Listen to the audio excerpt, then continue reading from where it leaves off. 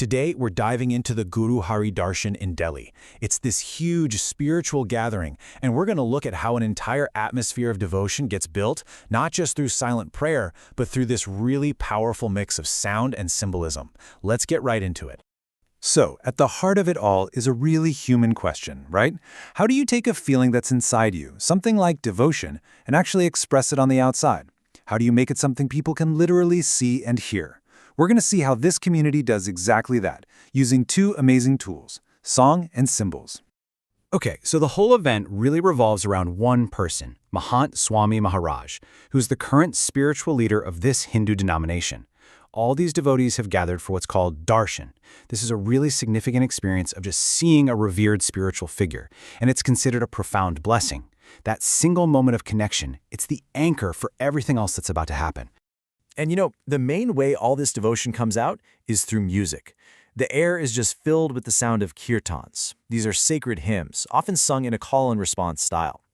And these aren't just songs being performed for an audience. No, they're a collective thing, a way for thousands of people to give voice to their shared spiritual experience, all at once.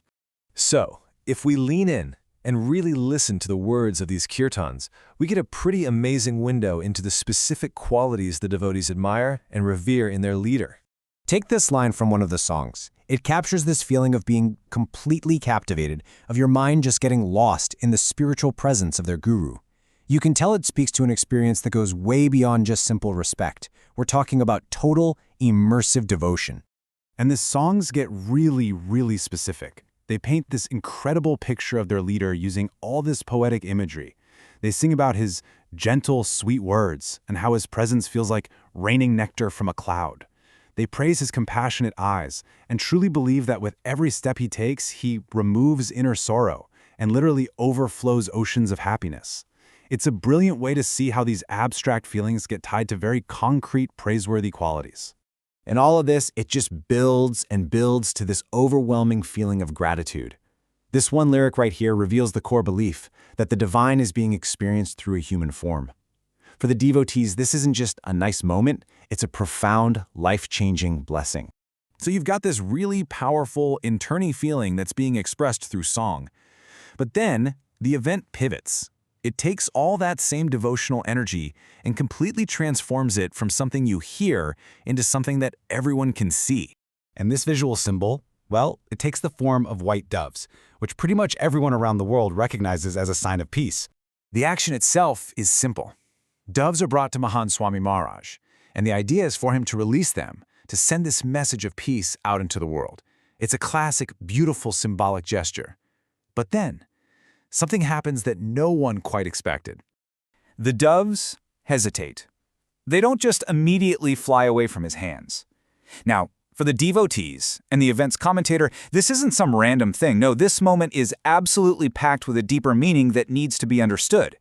And this is where the live commentary on the event gives us this really fascinating spiritual interpretation. The fact that the doves are reluctant to leave isn't seen as a fluke, it's seen as a message in itself. To get what they're saying, you need to know this one key term, Shanti Tata. The commentator calls the guru the Shanti Tata, which is a Sanskrit word that translates to the giver of peace. This idea is absolutely central to what happens next. So here's the logic the commentator lays out. Step 1, the symbols of peace, the doves, are put in the hands of the giver of peace. Step 2, the birds don't want to leave. So why? Step 3, because they recognize they're already at the true source of peace. And finally, step 4, he lets them go not because they want to leave, but to send his peace out into the world. And this really brings us to the core idea of the whole event. We've seen these two incredibly powerful expressions of devotion. One is internal and musical, the other is external and symbolic. But when you get right down to it, they're both pointing to the exact same concept.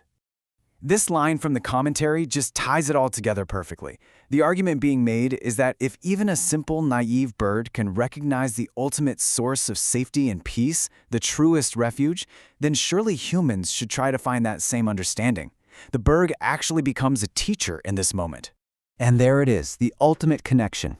The inner peace they sing about in the kirtans, the calming of sorrow, the overflowing of happiness, is believed to come from the exact same source as the universal global peace symbolized by the doves.